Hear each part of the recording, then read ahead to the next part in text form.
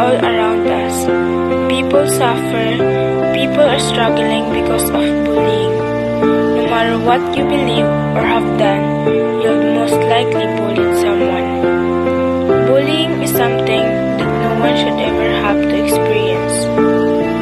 There are numerous stories in the news about bullying and awful things that occur, as well as people who are victims of bullying. Bullying can happen anywhere.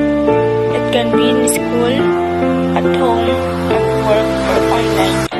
It can be physical, verbal, or cyber. But no matter what form of bullying takes, the result can be the same: severe distress and pain for the person being bullied.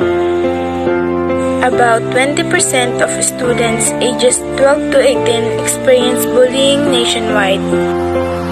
Most of bullying happens in school. Bully affects all youth, including those who are bullied, those who bully others, and those who witness bullying. Research indicates that persistent bullying can lead to or worsen feeling of isolation, depression, and anxiety, which can contribute to suicidal behavior. But there's a way to change this.